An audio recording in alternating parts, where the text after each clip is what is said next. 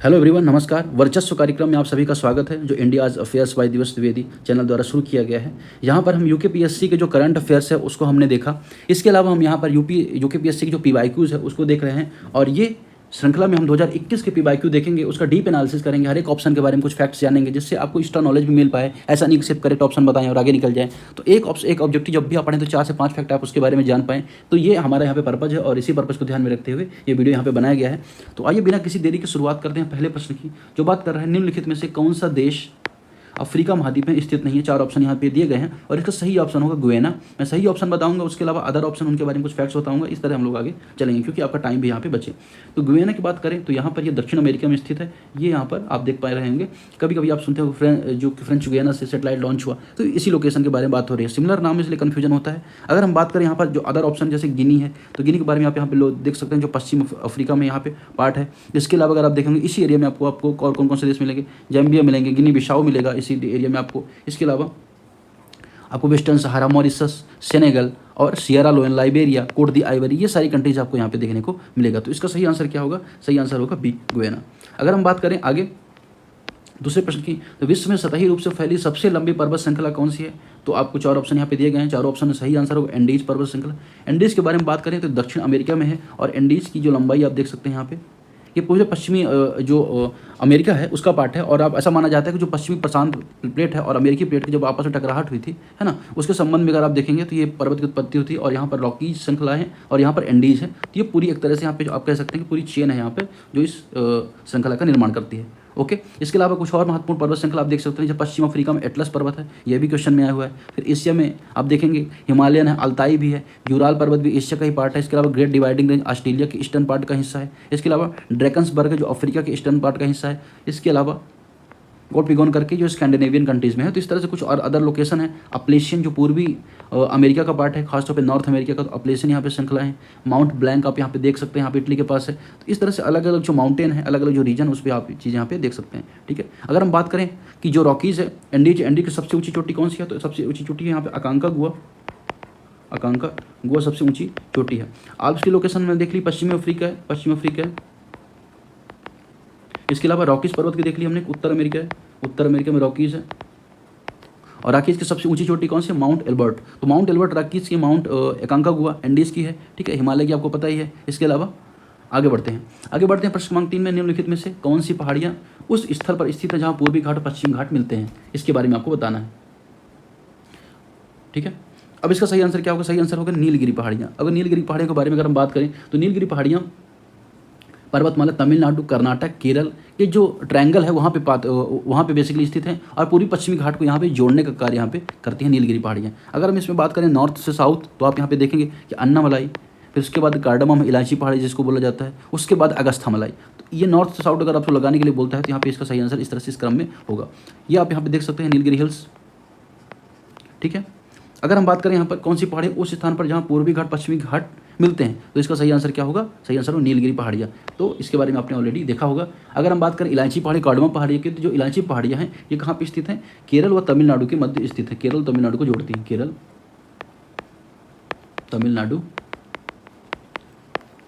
ठीक है, लेकिन अगर हम बात करती है ईस्टर्न और वेस्टर्न घाट में नहीं आती हैं, इसलिए अगर आप देखिए अलग है थोड़ा यहाँ से, तो इसका जो ये अलग हिस्से में आती हैं। इसके अलावा अगर हम बात करें सह्याद्री पहाड़ियाँ ये बेसिकली किस पार्ट में? पश्चिमी घाट का हिस्सा है। और इस एरिया में आपको सह्याद्री पहाड़ियाँ यहाँ पे देखने को मिलेंगी। ठीक है, ये तो बात हो गई। अगर हम बात करें नीलगिरी की, नीलगिरी में अगर आप देखेंगे सबसे ऊँची चोटी कौन सी? इसके डोडा बेटा सबसे ऊँची चोटी है, जो 2637 मीटर है। ठीक है, तो इसके बारे में थोड़ा सा हमने देखा। आगे हम बढ़ते हैं। आगे प्रश्न बात कर रहा है कि निम्नलिखित में से कौन सी समुद्री धारा उत्तर अटलांटिक महासागर में नहीं बहती? तो ये अटलांटिक आप देख पा रहे होंगे, ये अटलांटिक है। और इसमें अगर आप देखेंगे तो लेब्राडोर है जो ठंडी जलधारा है, रेड कलर की गल्फ स्ट्रीम है। फिर अलास्का भी है यहाँ पे एक तरह से गर्म जलधारा। फिर कैलिफोर्निया की जो जलधारा है ठंडी जलधारा है। फिर हम्बोल्ट की ठंडी जलधारा है। ब्राजीलिया जो जलधारा है वो गर्म जलधारा है। बेंगुएला की ठंडी जलधारा है। इस तरह से आप देखिए अगुला हास की जलधारा यहाँ पे नाम नहीं लिखा है, तो अगुला हास की जलधारा है। क्यूरेशियो की गर्म जलधारा और ओयोसियो की ठंडी जलधारा है। इसके अलावा आप देख सकते हैं साउथ इक्वेटोरियल की ठंडी जलधारा। इस तरह से अलग अलग जलधाराओं से क्वेश्चन बनते हैं। अगर हम बात करें यहाँ पर गल्फ स्ट्रीम की जो जलधारा है वो उत्तरी अटलांटिक और पश्चिम की ओर बहती है, तो यहाँ पे आप इसकी लोकेशन देख सकते हैं। इसके अलावा नॉर्वेजियन जलधारा यहाँ पे बहती है ना, ये वाली जो है इसको नॉर्वेजियन जलधारा बोला जाता है। ये गर्म जलधारा है ना, क्योंकि ये इधर से जाती है और गर्म जल यहाँ पे नहीं, ये वाली जो लोकेशन है ये है नॉर्वेजियन जलधारा। ये गर्म पानी को ऊपर ले जाती है और पोर्ट को खोलती है खासतौर पे उत्तरी यूरोप में, ठीक है। इसके अलावा बेंगुएला दक्षिण अटलांटिक की ठंडी जलधारा है, ये यहाँ पे हम आप देख सकते हैं, है ना, ये वाली बेंगुएला। और अगुला खास की गर्म जलधारा है। तो इस तरह से कुछ जलधाराएँ इंपॉर्टेंट है, उसके बारे में आता है। अगर हम बात करें तो इसका सही आंसर क्या होगा? सही आंसर क्या होगा? इसका सही आंसर होगा बी। जो बेंगुएला की जलधारा है वो कहीं ना कहीं अगर आप देखेंगे वो उत्तरी अटलांटिक का पार्ट है, वो दक्षिणी अटलांटिक का पार्ट है, ठीक है। अगला प्रश्न यहाँ पे बात करें कि विश्व का दूसरा सबसे बड़ा द्वीप कौन सा है? तो इसका सही आंसर क्या होगा? सही आंसर होगा पापुआ न्यू गिनी। ये आप लोग लोकेशन देख सकते हैं, ये ऑस्ट्रेलिया है और ऑस्ट्रेलिया के जस्ट ऊपर यहाँ पे पापुआ न्यू गिनी एक तरह से द्वीप है, कंट्री भी है। इसके बारे में यहाँ पे आप देख सकते हैं। अगर हम बात करें दुनिया में सबसे बड़ा द्वीप, तो सबसे बड़ा द्वीप दुनिया में कौन सा है? ग्रीनलैंड है। ग्रीनलैंड की अगर हम बात करें तो लगभग 8,21,000 किलोमीटर इसका km² इसका एरिया है। उसके बाद आता है न्यू गिनी उसके बाद आता है। और अगर हम बात करें उसके बाद मेडागास्कर, मतलब बोर्नियो तीसरे रैंक पे आता है, थर्ड है। बोर्नियो की लोकेशन आप देख सकते हैं, एशिया का सबसे बड़ा द्वीप है। यहाँ पे बोर्नियो यहाँ पे दिया गया, जिसमें मलेशिया है, ब्रुनेई है, 3 कंट्री का कुछ ना कुछ लैंड यहाँ पे है, ठीक है। इसके अलावा अगर आप देखें मेडागास्कर पूरी अफ्रीका में ही, आपने अफ्रीका में आप देखा होगा तो इस रेंज में यहाँ पे मेडागास्कर पड़ता है। तो सर मेडागास्कर भी चौथा सबसे बड़ा द्वीप है। सुमात्रा द्वीप आपने देखा होगा, तो सुमात्रा द्वीप अगर आपने इंडिया का मैप देखा होगा तो यहाँ जैसे आप अंडमान निकोबार से आप इधर जाते हो तो ये सुमात्रा द्वीप पड़ता है, फिर जावा द्वीप पड़ता है। तो सुमात्रा द्वीप छठा सबसे बड़ा द्वीप है। इस तरह से आपने इनके बारे में देख लिया। प्रश्न क्रमांक 6, निम्नलिखित में से कौन सा युग्म सही सुमेलित नहीं है? अब यहाँ पे सुमेलन करने की बात कर रहा है, तो इसका कौन सा सही आंसर होगा ये आपको बताना है। अगर हम बात करें इसका सही आंसर क्या होगा? सही आंसर होगा बोरा साइबेरिया। बोरा साइबेरिया क्यों? क्योंकि अगर आप बात करें बोरा साइबेरिया में नहीं है। बोरा बेसिकली अगर आप देखें, बोरा अपन एड्रियाटिक सागर के किनारे वाले क्षेत्र में पाई जाती है, तो क्रोएशिया स्लोवेनिया में चलती है ना, ये साइबेरिया में नहीं चलती है। और साइबेरिया की अगर बात करें तो साइबेरिया इस लोकेशन में यहाँ पे साइबेरिया कहलाता है, लेकिन बोरा यहाँ पे आसपास में चलती है, इसलिए इसका सही आंसर क्या होगा? सही आंसर होगा बी। इसका मेल नहीं खाता। बल्कि फ्योन जो है आल्प्स पर्वत के बारे में है, तो आल्प्स पर्वत के बारे में आपने देखा होगा, ये अफ्रीका है, इस वाले रीजन में आल्प्स पर्वत है, वहाँ पे फ्योन जो है, सॉरी यहाँ पे एटलस पर्वत है, फ्योन बेसिक जो आल्प्स पर्वत है यूरोप में है। और तो ये यहाँ पे फ्योन इसका सही आंसर होगा। सही आंसर इसका बी होगा। इसका जो मिलाप है सही है, इसका मिलाप यहाँ पे गलत है। मिस्टल रोन घाटी है और खमसिन यहाँ पे मिस्र है, तो मिस्र में खमसिन हवा चलती है। 7वां प्रश्न, निम्नलिखित में से कौन सी नदी विश्व की दूसरी सबसे लंबी नदी है? इसका सही आंसर क्या होगा? Mississippi Missouri. नील यहाँ पे दुनिया की सबसे लंबी नदी है, जिसकी लंबाई अगर बात करें तो 6,650 किलोमीटर इसकी लंबाई है। इसके अलावा दूसरी अमेजोन है सबसे लंबी नदी, सेकंड लार्जेस्ट नदी अमेजोन है। फिर हम बात करें यहाँ पर कि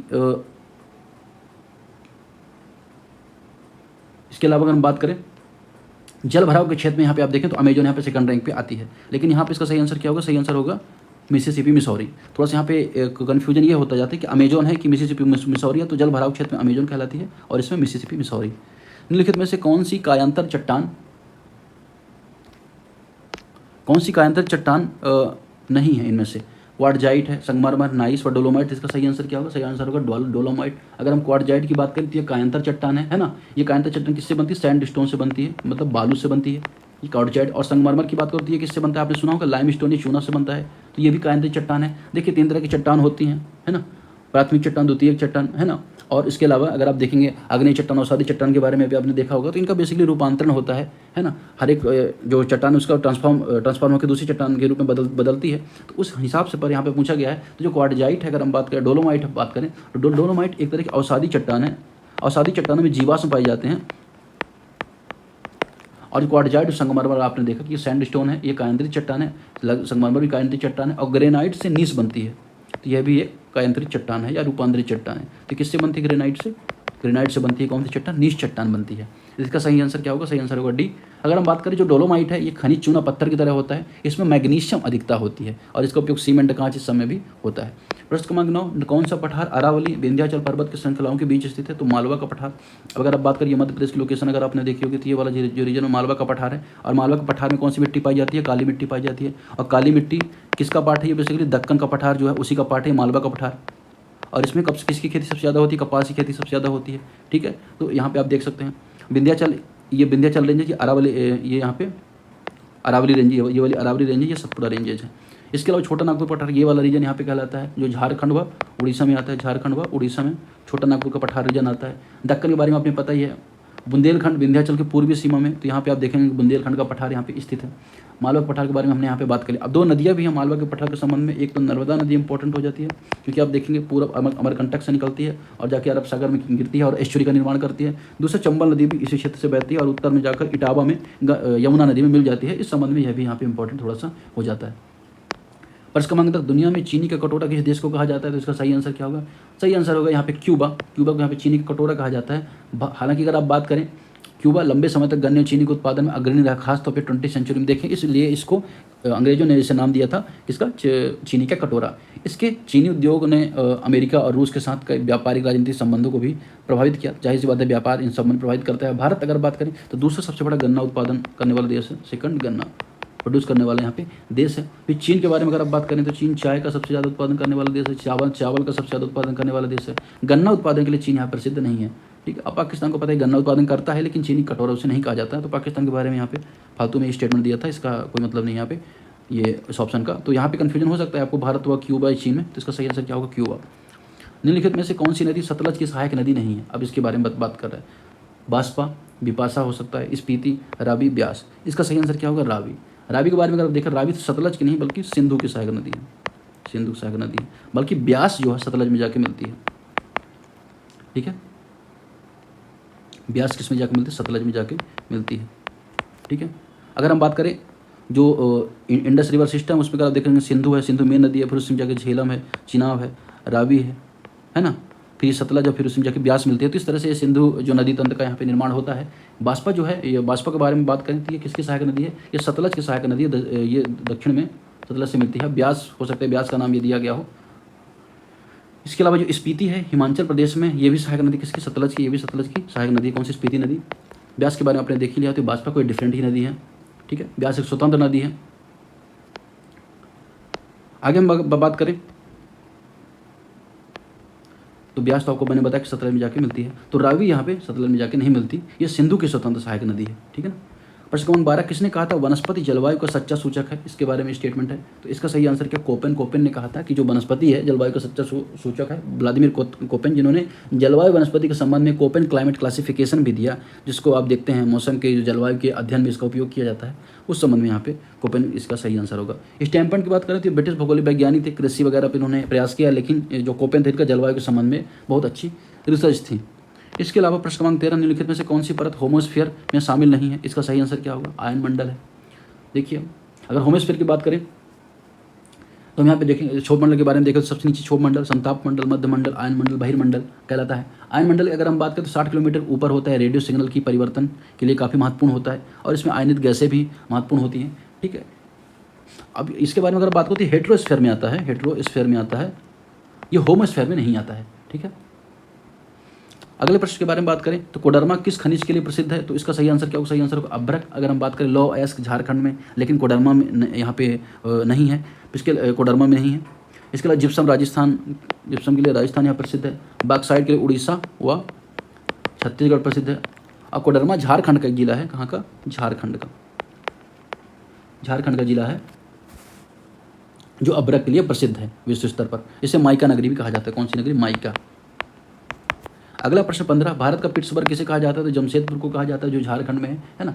भागलपुर अगर हम बात करें तो भागलपुर सिल्क उत्पादन के लिए प्रसिद्ध है। वाराणसी धार्मिक राजधानी है, आपको पता है। वो सिंदरी जो है आपने सुना होगा उर्वरक उत्पादन के लिए जाना जाता है, लेकिन जमशेदपुर जो है लौह व इस्पात के उद्योग के लिए जाना जाता है, इसीलिए इसे भारत का पिट्सबर्ग कहा जाता है। इसको अगर आप देखें तो यहाँ पर 1907 में टाटा स्टील का प्रमुख संयंत्र यहाँ पर स्थापित किया था JN टाटा ने। उसके बाद से अगर देखें इसका महत्व यहाँ पे बढ़ गया। अब आप कमेंट करना है किस नदी के किनारे है स्थित है, ये आपको यहाँ पे बताना है। प्रश्न क्रमांक 16 के बारे में बात करें तो माता टीला बांध किस नदी पर स्थित है? तो माता टीला बांध बेतवा नदी पर स्थित है। इसका सही आंसर क्या होगा? बेतवा। बेतवा जो नदी मध्य प्रदेश से निकलती है और आप जाके देखेंगे कि ये उत्तर में जाके किसमें मिल जाती है? यमुना में सहायक में मिल जाती है।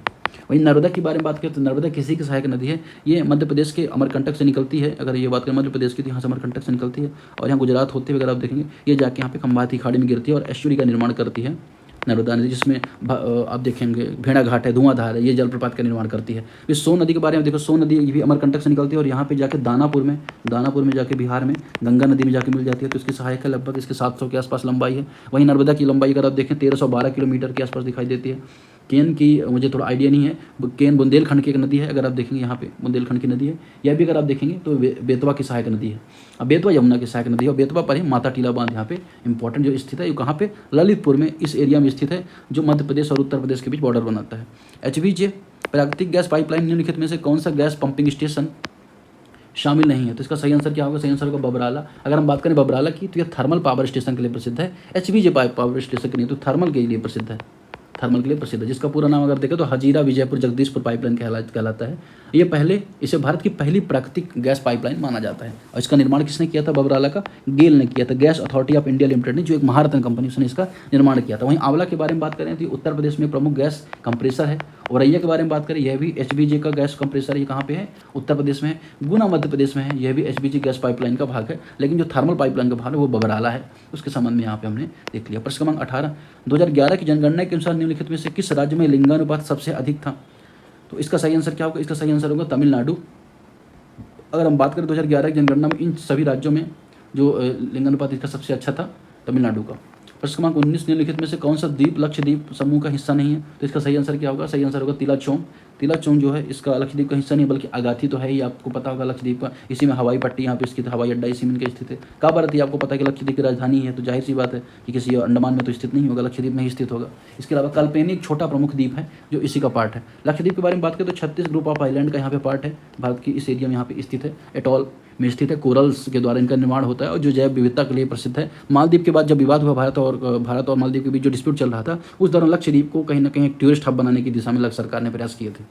20वां प्रश्न, कोपेन ने भारत के महान मैदानों जलवायु को किस शब्द से वर्णित किया? तो इसका सही आंसर क्या? AW।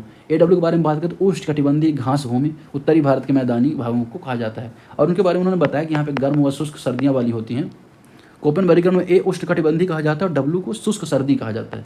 W को शुष्क सर्दी वाला मौसम यहाँ पे कहा जाता है। प्रश्न क्रमांक 21 के बारे में बात करें, उत्तराखंड में कितने जिले अंतर्राष्ट्रीय सीमाओं से जुड़े हुए हैं? तो यहाँ पे 4 जिले जो हैं जुड़े हुए अंतर्राष्ट्रीय सीमाओं से, यहाँ पिथौरागढ़, चमोली, उत्तरकाशी व चंपावत। तो इसका सही आंसर क्या होगा? सही आंसर होगा B 4। आगे हम देखें प्रश्न क्रमांक 22, भारत की जनगणना 2011 के अनुसार 2001 से 11 के दौरान उत्तराखंड के किन जिलों में जनसंख्या वृद्धि दर ऋणात्मक रही है? इसका सही आंसर होगा पौड़ी गढ़वाल। ऑप्शन बी इसका सही आंसर होगा पौड़ी गढ़वाल। अगर हम बात करें यहाँ पे जो नवयुवक इनका पलायन भी सबसे ज़्यादा देखा जाता है, शहरी अवसरों की कमी यहाँ पर है, रोजगार की कमी यहाँ पे भी देखी जाती है। इसके अलावा प्रश्न क्रमांक 23, गोविंद राष्ट्रीय उद्यान किस नदी उद्गम क्षेत्र को शामिल करता है? तो इसका सही आंसर क्या होगा? टोंस होगा इसका सही आंसर। टोंस अगर हम बात करें तो यमुना की बहुत बड़ी सहायक नदी है और इसका उद्गम उत्तरकाशी में होता है, उत्तरकाशी में उसका होता है, हरदून क्षेत्र में। अगला प्रश्न बात करें, निम्नलिखित में से कौन सा स्थान सिडकुल या राज्य औद्योगिक विकास निगम से संबंधित नहीं है? इसका सही आंसर होगा रुड़की। रुड़की के बारे में अगर देखें तो यह IIT और पुरानी बस्तियों के लिए प्रसिद्ध है, लेकिन सिडकुल से प्रमुखता से इसका संबंध यहाँ पे नहीं है। बल्कि वहीं सेलाकुई के बारे में बात करें तो देहरादून का औद्योगिक क्षेत्र है, सितारगंज उधम सिंह नगर प्रमुख उगाई क्षेत्र है, हरिद्वार में भेल सिडकुल का हब यहाँ पे है। तो अलग अलग जगह पे है, लेकिन रुड़की इसके लिए प्रसिद्ध यहाँ पे नहीं है। प्रश्न क्रमांक 25 के बारे में बात करें तो खैर या कत्था किस प्रकार की वन का पार्ट है? तो इसका सही आंसर क्या होगा? सही आंसर होगा सी उष्णकटिबंधीय जो वन है उसका यहाँ पे पार्ट है। क्योंकि आपको पता है जो अल्पाइन क्षेत्र है, फॉरेस्ट वाले एरिया जो पहाड़ी क्षेत्र में आते हैं, यहाँ पे शंकुधारी वन पाए, जहाँ पे यहाँ पे खैरा वन यहाँ पे नहीं पाए जाएंगे। खैरा कत्था जो पान औषधि के लिए उपयुक्त होता है। अगर हम बात करें शीत समशीतोष्ण, ये भी ऊंचाई वाले क्षेत्र में पाए जाते हैं, यहाँ भी नहीं पाए जाएंगे। इसके संबंध में सही आंसर क्या होगा? उप उष्णकटिबंधीय। यदि किसी पंचायत को भंग कर दिया जाता है तो कितने माह के भीतर चुनाव कराना आवश्यक हो जाता है? तो इसका सही आंसर होगा सी 6 माह के भीतर पंचायत का चुनाव कराना यहाँ पे आवश्यक हो जाता है। अगर हम बात करें पंचायत के संबंध में तो पंचायती राज की जो स्थापना हुई, अगर हम पहली बार बात करें तो बलवंत राय मेहता कमेटी ने सिफारिश की और त्रिस्तरीय पंचायत यहाँ पे बात की। उसके बाद आप देखेंगे कि नागौर में, राजस्थान के नागौर में पहली बार पंचायत का गठन हुआ। उसके बाद LM सिंघवी कमेटी ने सिफारिश की, सिंघवी कमेटी ने सिफारिश की और बाद में जो पंचायत उनको संवैधानिक दर्जा दिया गया और 73वां संविधान संशोधन यहाँ पे 1992 में किया गया। उसके बाद 74वां संविधान संशोधन किया गया। 73वें संविधान संशोधन में ग्राम पंचायत को 3 स्तर में बांटा गया। 74वें संविधान संशोधन में नगर निकायों के संबंध यहाँ पे प्रावधान किए गए। ठीक है, यहाँ पे ग्राम पंचायत में 29 विषय हैं, यहाँ पर नगर निगम में यहाँ पे 18 विषय, नगर पंचायत में 18 विषय यहाँ पे माने जाते हैं। अगर हम बात करें उत्तराखंड के संदर्भ में तो उत्तराखंड में कितने लोकसभा सदस्य, उत्तराखंड के संबंध में अगर आप बात करें तो उत्तराखंड के संबंध में अगर आप देखेंगे तो आप क्या पाएंगे? इसका सही आंसर होगा इसका सी। भारतीय संविधान में कौन सी अनुसूची दल बदल के संबंधित है? तो 10वीं अनुसूची है, 1952 में इसको शामिल किया गया। 10वीं अनुसूची को दल बदल, अगर कोई भी व्यक्ति किसी पार्टी चुनाव जीतने के बाद किसी पार्टी में चला जाता है, दल बदल के संबंध में यहाँ पे उसके अंदर जो प्रावधान वो लागू किया जाएंगे उस संबंध में यहाँ पे बात करता है 10वीं अनुसूची। इसके अलावा अगर आप देखें तो चौथी अनुसूची है राज्यसभा की सीटों का आवंटन है। छठी अनुसूची आप देखेंगे जो राज्य उनके संबंधित। आठवीं अनुसूची भाषा से संबंधित है। और यहाँ पे नौवीं अनुसूची भूमि सुधार से संबंधित है, भूमि सुधार संबंधित है। और 10वीं अनुसूची यहाँ पे आपने देखा कि दल बदल संबंधित है। 11वीं अनुसूची पंचायतों से संबंधित है। 12वीं अनुसूची नगर निगम संबंधित है। इस तरह से अगर आप देखेंगे बहुत सारी अनुसूचियाँ भारत में, जो अनुसूचियाँ अलग अलग विषय संबंधित है। लोकसभा लोक लेखा समिति में लोकसभा में कितने सदस्य चुने जाते हैं? तो लोकसभा से 15 सदस्य चुने जाते हैं और राज्यसभा से 7 सदस्य चुने जाते हैं। और इसमें टोटल सदस्य होते हैं 22। तो 22 सदस्य यहाँ पे लोकसभा समिति लोक लेखा समिति में होते हैं। इसे पब्लिक अकाउंट कमेटी कहा जाता है और इसे कैग का मित्र कहा जाता है, क्योंकि जो भी अकाउंट में खर्चा होता है, जो भी उस संबंध में क्या करता है, जांच करता है, उस संबंध में यहाँ पे सरकार की मदद करता है। इसके बारे में आपने यहाँ पर देख लिया।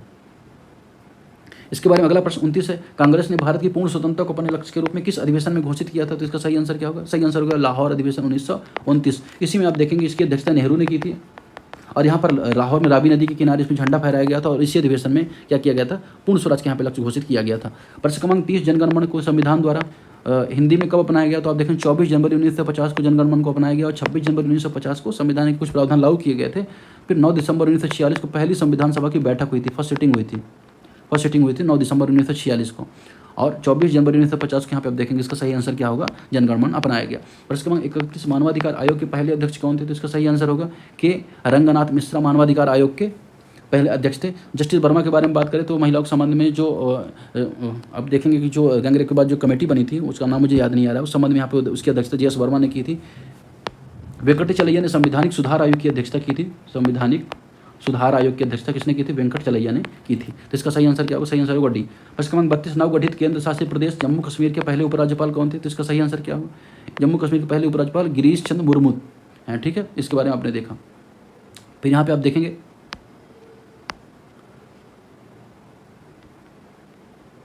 इसमें थोड़ा सा डाउट है मुझे, इसको हम लोग थोड़ा सा देखेंगे यहाँ पर।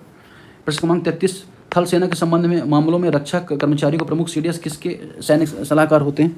तो इसका सही आंसर क्या होगा? सही आंसर होगा इसका भारत के जो रक्षा मंत्री उनके यहाँ पे सलाह होते हैं। अगर हम बात करें इसके संबंध में तो थल सेना संबंधी जो मामले इस पर रक्षा कर्मचारियों को प्रमुख CDS किसके सैन्य सलाहकार होते हैं, इसके संबंधी प्रश्न था। इससे पहले जो प्रश्न था बात करता है किसके बारे में बात करता है कि जो नवगठित केंद्र शासित प्रदेश जम्मू कश्मीर के फर्स्ट JK के फर्स्ट डिप्टी गवर्नर के बारे में बात होती है। Give me a second, let me. ठीक है, सही बात है। यहाँ पे इसका सही आंसर होगा गिरीश चंद्र मुर्मू होगा। मुझे 370 धारा उसको हटाने के बाद मुझे थोड़ा सा कन्फ्यूजन हो रहा था। इसमें सही आंसर क्या होगा? बी ही होगा, गिरीश चंद्र मुर्मू होगा। तो इसका सही आंसर आपने देख लिया, भारत के रक्षा मंत्री। प्रश्न क्रमांक 34 बात करें अंतर्राष्ट्रीय श्रम संगठन इंटरनेशनल लेबर यूनियन की जो स्थापना किस वर्ष में हुई थी? तो 1919 में हुई थी अंतर्राष्ट्रीय श्रम संगठन की स्थापना। ठीक है, इसके बाद प्रश्न क्रमांक 35, निम्नलिखित में से संपत्ति का अधिकार किस श्रेणी में आता है? तो विधि का अधिकार है। पहले ये आर्टिकल 19(1)(f) में आता था, फंडामेंटल राइट था। बाद में आप देखेंगे कि पहला संविधान संशोधन होता है और भूमि सुधार जैसे जो प्रावधान लागू किए जाते हैं उसके बाद आप देखेंगे इसको यहाँ से हटा दिया जाता है और 44वें संविधान संशोधन द्वारा इसको हटा के आप देखेंगे विधि का अधिकार बना दिया गया। ये संवैधानिक अधिकार मतलब संवैधानिक अधिकार है, एक तरह से विधि का अधिकार है, लेकिन मूल अधिकार यहाँ पे नहीं है। अब मूल अधिकार वही होते हैं जो भाग 3 के अंतर्गत आते हैं। भाग 3 के अंतर्गत जो अधिकार आते हैं उनको आप देखेंगे कि जो अनुच्छेद 32 है सुप्रीम कोर्ट द्वारा और अनुच्छेद 226 है हाई कोर्ट द्वारा, उनको विशेष संरक्षण यहाँ पे प्राप्त होता है, जिनके संबंध में रिट की अधिकार यहाँ पे न्यायपालिका को यहाँ पे प्राप्त होता है। निम्नलिखित में से कौन सा क्षेत्रीय परिषद की अध्यक्षता करता है? तो इसका सही आंसर क्या होगा? गृह मंत्री। राज्य व केंद्र के बीच बेहतर संबंधों को बनाने के लिए क्षेत्रीय परिषद का निर्माण किया गया था। अगर हम बात करें किसका? रीजनल काउंसिल का। इसकी अध्यक्षता कौन करता है? यहाँ पर भारत का जो गृह मंत्री होता है वह यहाँ पे करता है। इसके अलावा अगर हम बात करें प्रश्न क्रमांक 37, राज्यों और राज्यसभा की सीटों का सही मेल यहाँ पे लगाना है। तो इसका सही आंसर क्या होगा? डी है यहाँ पे इसका सही आंसर। अगर हम बात करें पंजाब में 7 है, बाकी सारे जो ऑप्शन यहाँ पे गलत है। इसके अलावा अगर हम बात करें भारत में अगर हम बात करें प्रश्न कह रहा है भारत में पहली बार सार्क सम्मेलन किस वर्ष हुआ? इसके बारे में यहाँ पे बात कर रहा है। तो इसका सही आंसर क्या होगा? अब आइए देखते हैं, ऑप्शन भी देखते हैं इसका। 1950, 86, 95, 2007 और उपरोक्त में से कोई। तो 1986 सही आंसर होगा। सार्क जिसकी स्थापना भारत ने ही एक तरह से भारत का पहल था कि जो दक्षिण एशियाई देश उनके बीच संबंध बने, लेकिन पाकिस्तान को भी यहाँ शामिल करने की वजह से पाकिस्तान के साथ जो संबंध भारत के अच्छे नहीं रहे। बाद में 2018 के आसपास देखेंगे आप, उसके बाद से इसकी कोई समिति नहीं हुई और अभी सार्क का स्थान अगर आप देखेंगे एक तरह से बिम्स्टेक ने ले लिया है और बिम्स्टेक का जो इंपॉर्टेंस है खासतौर पर अगर आप देखेंगे उसको यहाँ पे बढ़ गया है।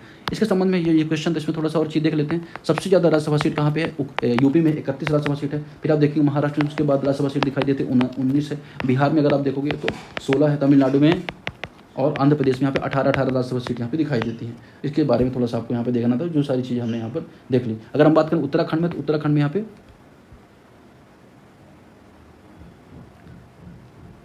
3 है यहाँ पर। इसका सही आंसर क्या होगा? सही आंसर होगा 3। तो यहाँ पर आप देखोगे, यहाँ पे सही जोड़ी एक्चुअली मिलान करने के लिए बोला गया था, और ये सही जोड़ी मिलान करने के बाद ये थोड़ा सा क्वेश्चन फॉर्मेशन में प्रॉब्लम आ गई। तो झारखंड में अगर आप देखेंगे, तो झारखंड में आप नजर डालेंगे तो कितनी यहाँ पे सीट आपको मिलेगी?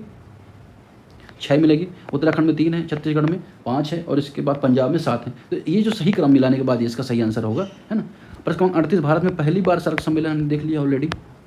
भारत में अन्य पिछड़ा वर्ग आयोग के गठन संबंधी जो प्रावधान था वो 102वां संविधान संशोधन था। इसके बारे में आप देख सकते हैं। 100वां संविधान संशोधन भूमि से संबंधित जो बांग्लादेश को लैंड देना था उसके संबंध में। इसके अलावा जो 102वां संविधान संशोधन था, इसके संबंध में यहाँ पे पिछड़ा वर्ग के संबंध में यहाँ पे दिखाई देता है।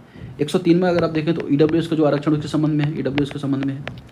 प्रश्न क्रमांक 40, राज्य विधान परिषद के सदस्य का कार्यकाल कितना होता है? तो इसका सही आंसर होगा 6 वर्ष। तो राज्य विधान परिषद जो होती है उसका कार्यकाल यहाँ पे 6 वर्ष का होता है। राज्य में जो 2 परिषद होती हैं जहाँ पे, तो उस संबंध में अगर आप देखेंगे तो इसका जो कार्यकाल है 6 वर्ष होता है। ओके। प्रश्न क्रमांक 40, राज्य विधान परिषद के सदस्य का कार्यकाल कितना होता है? तो इसका सही आंसर क्या होगा? सही आंसर होगा 6 वर्ष राज्य विधान परिषद का कार्यकाल होता है। आपको पता है कि राज्य में 2 तरह की परिषद होती है, विधानसभा व विधान परिषद। तो विधान परिषद हर एक राज्य में नहीं होती है, लेकिन विधानसभा हर एक राज्य में होती है, ठीक है। तो इसका कार्यकाल 6 वर्ष होता है। वहीं लोकसभा व विधानसभा का कार्यकाल 5 वर्ष होता है। प्रश्न क्रमांक 41, भारत की परमाणु नीति के पहले प्रयोग नहीं, नो फर्स्ट यूज जो पॉलिसी है उसको किस प्रधानमंत्री के कार्यकाल में अपनाया गया था? इसका सही आंसर क्या होगा? सही आंसर होगा अटल बिहारी वाजपेयी। अटल बिहारी वाजपेयी के समय अगर आप देखेंगे तो पोखरण 2 को आयोजित किया गया था। पोखरण 2 अगर आप देखें, मतलब पहला जो परमाणु परीक्षण हुआ था उसमें सिर्फ ये साबित हुआ था कि हमारी परमाणु शक्ति संपन्न है, मतलब हमारे पास परमाणु शक्ति क्षमता है, उसे हम विकसित कर सकते हैं। दूसरे में साबित हो गया कि हमारे आक्रामक क्षमता भी हम कंट्रोल भी कर सकते हैं। तो काफ़ी बातें यहाँ पे दूसरे परमाणु परीक्षण में साबित हुई थी। उसी दौरान ये नो फर्स्ट यूज पॉलिसी आई थी। भारत के अलावा चाइना भी कहीं ना कहीं नो फर्स्ट यूज पॉलिसी को अपनाता है, और इसलिए अगर आप देखें भारत बात करता है कि परमाणु से कहीं ना कहीं शांति स्थापित होती है, खासतौर पे इस रीजन में। इसके अलावा आगे हम देखें प्रश्न क्रमांक 42, भारत में सिविल सेवा दिवस कब मनाया जाता है? तो इसका सही आंसर क्या होगा? सही आंसर होगा 21 अप्रैल। 21 अप्रैल को क्यों मनाया जाता है? क्योंकि 21 अप्रैल को अगर आप देखें तो सरदार पटेल ने क्या कहा था? जो यूपीएससी है या सिविल सर्विसेज है उनको स्टील फ्रेम कहा था, भारत का स्टील फ्रेम कहा था भारत का। 21 जून को अगर हम बात करें तो क्या मनाया जाता है? योगा दिवस मनाया जाता है, योग दिवस मनाया जाता है। और 21 मई को राजीव गांधी जी की पुण्यतिथि होती है। इस संदर्भ में 21 अप्रैल इसका सही आंसर होगा। प्रश्न क्रमांक 43, केंद्रीय सूचना आयोग की स्थापना किस वर्ष हुई थी? इसका सही आंसर क्या है?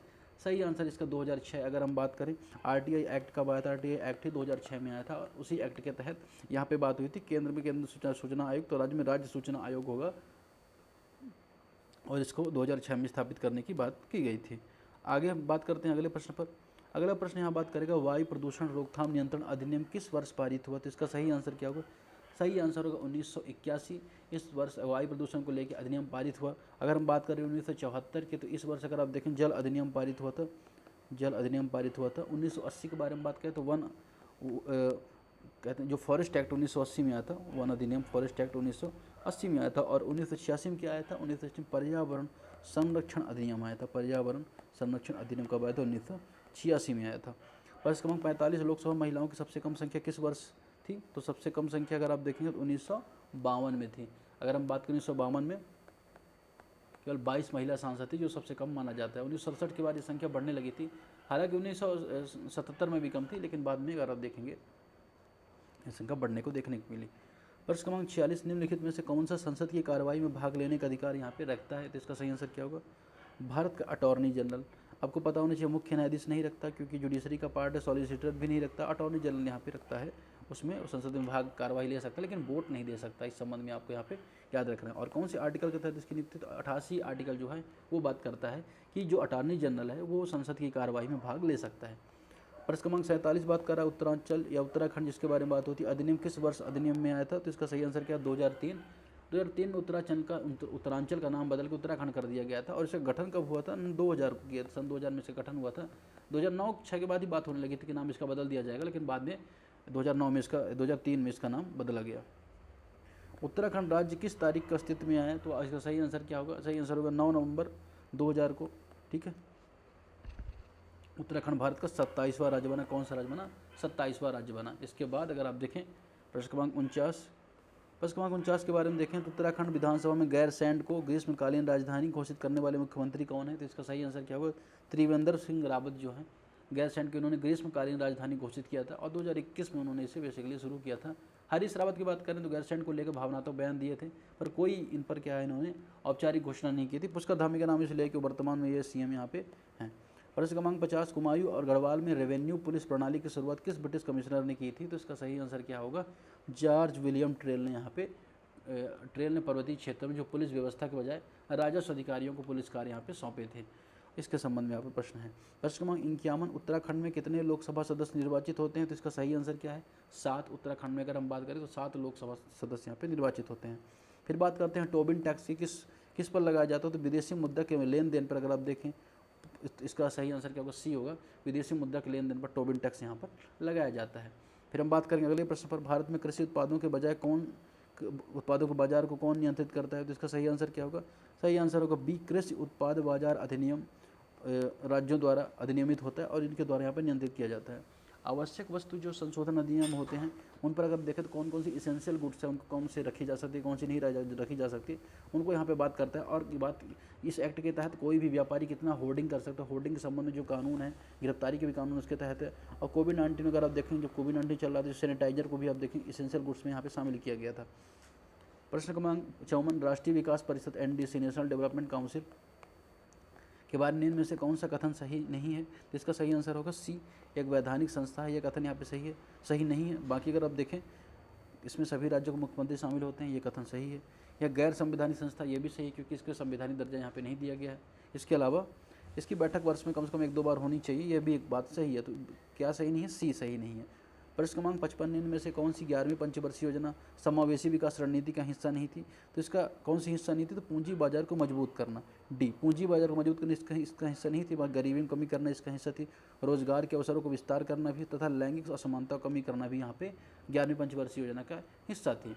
अगर हम बात करें 56 IMF पंचवर्षीय योजना के संबंध देखें तो रूस से USSR से बेसिकली जो पंचवर्षीय योजना है उसके प्रावधान यहाँ पे लिए गए थे भारत में।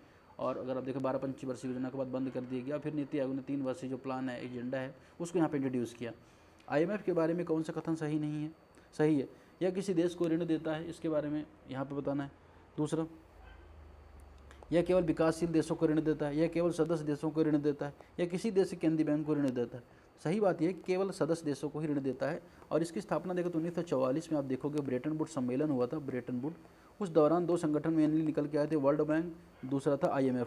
वर्ल्ड बैंक डेवलपमेंट को लेकर जो प्रोजेक्ट को पैसा देता है और IMF खासतौर पर क्राइसिस की समस्या में ये पैसा देता है। प्रश्न क्रमांक 57 जब एक मुद्रा का मूल्य किसी अन्य की तुलना में बढ़ता है तो इसे क्या कहते हैं? अप्रिसिएशन कहते हैं। किसी मुद्रा का अन्य मुद्रा के रूप में जब बढ़ना, सपोज करिए कि डॉलर के मुकाबले अगर रुपया की मुद्रा की जो सिचुएशन अच्छी हो रही है, बढ़ रही है, तो उसे अप्रिसिएशन यहाँ पे कहा जाएगा। प्रश्न क्रमांक 58 में से कौन सा कथन सही है? महंगाई बॉन्ड धारकों को लाभ पहुँचाती है। दूसरा, महंगाई कर्जदारों को लाभ पहुँचाती है। महंगाई निश्चित आय को लाभ पहुँचाती है। इनमें से कोई नहीं। तो इसका सही आंसर होगा बी। क्यों सही होगा? क्योंकि देखिए जब मुद्रा का मूल्य कम होता है ना, अगर मान के चलिए आपने जब किसी को लोन दिया और आप उस टाइम में 100 रुपये में 10 चीज़ें मिल रही थी, 10 चीज़ें सामान मिल रहा था, महंगाई बढ़ गई और 100 रुपये में अब 8 चीज़ें ही मिल पा रही हैं, है ना, 8 चीज़ें मिल पा रही हैं। जब आपको कोई 100 रुपये वापस करेगा तो फ़ायदा किसका होगा? फ़ायदा इसका होगा, कर्जदार को होगा। क्योंकि उसने क्या किया था, जब महंगाई नहीं तब आपसे लोन लिया, महंगाई में दे रहा है तो रुपये की वैल्यू कम हो चुकी है, इसलिए यहाँ पे लाभ किसको होता है? कर्जदार को।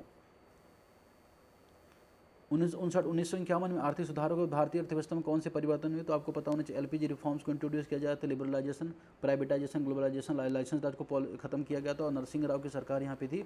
इसके अलावा कौन से इसमें वित्त मंत्री कौन थे? तो अगर आप देखें तो मनमोहन सिंह जी इस समय वित्त मंत्री थे। इसके संबंध में अगर आप देखेंगे तो इसका सही आंसर क्या होगा? कौन से परिवर्तन होते? कृषि का GDP में हिस्सा बहुत बढ़ गया, तो बहुत नहीं बढ़ा था, है ना। प्रत्यक्ष विदेशी FDI में वृद्धि हुई, ये सही बात है। विदेशी मुद्रा भंडार में वृद्धि हुई, तो B और C इसका सही आंसर क्या होगा? B व C, D, मतलब B या C इसका सही आंसर होगा।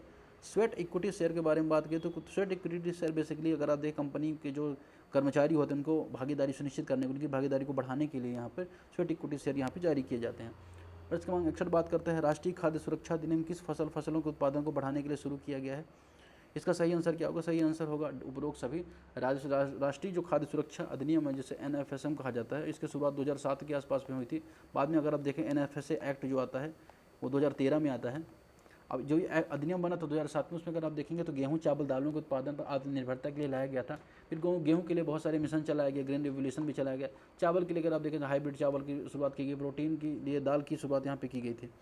प्रश्न क्रमांक 62, भारत में किस प्रकार की कर प्रणाली अपनाई गई है? तो भारत प्रगतिशील कर प्रणाली अपनाई गई, अर्थात आय बढ़ने के साथ साथ जो कर की दर है वह भी बढ़ती जाती है।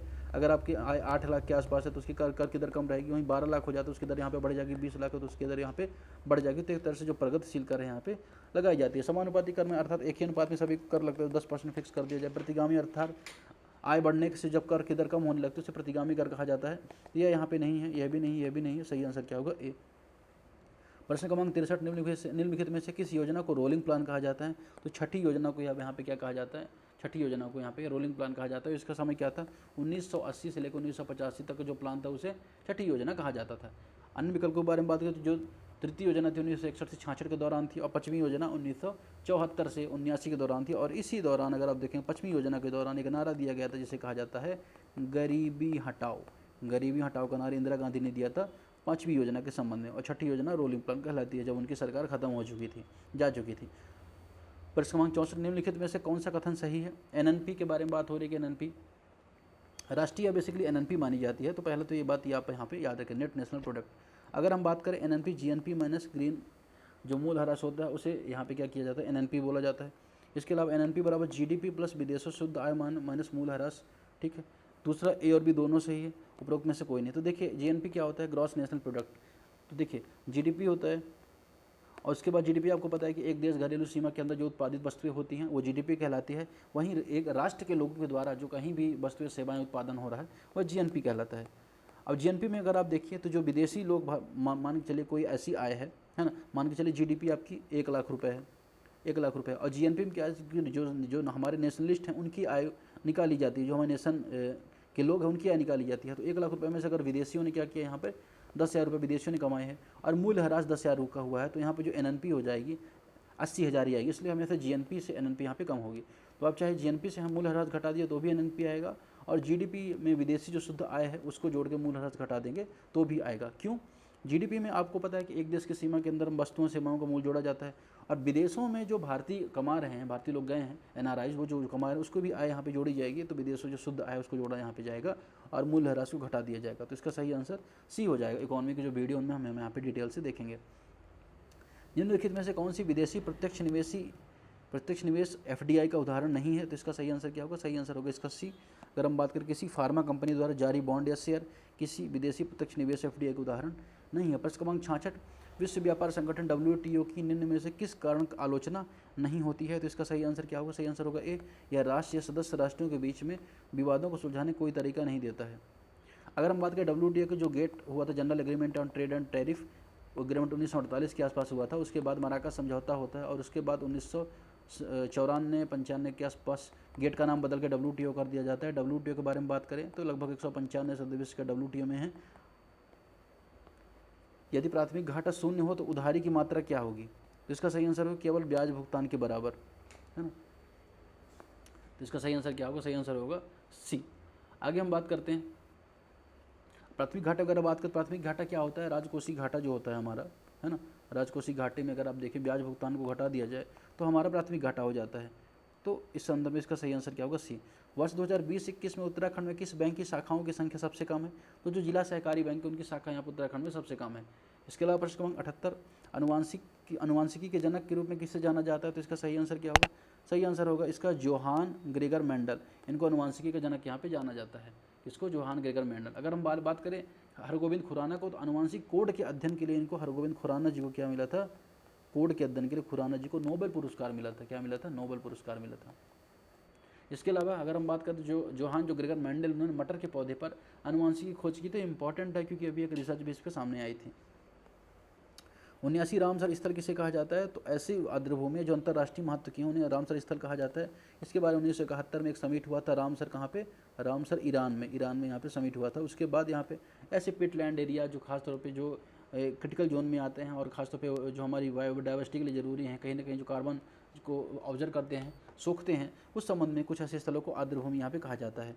तो उनके संबंध में कुछ नेशनल इंपॉर्टेंस की आर्द्रभूमियाँ हैं, उसके बारे में यहाँ पे माना जाता है। और ऐसा देखा जाता है कि बहुत सारी जो आर्द्रभूमियाँ हैं उनको यहाँ पे शामिल किया जाता है किसमें, रामसर में। तो उन्हें विशेष संरक्षण का प्रयास यहाँ पे किया जाता है।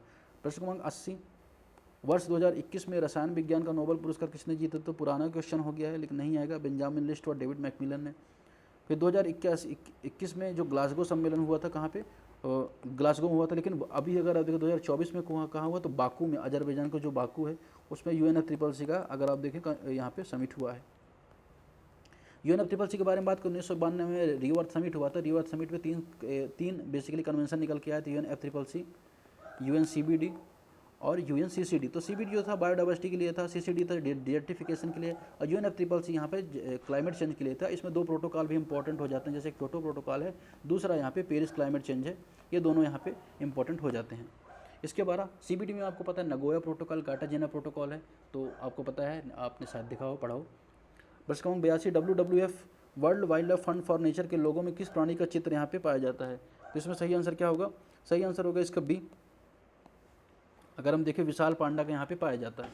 इसके बाद आगे हम बात करते हैं,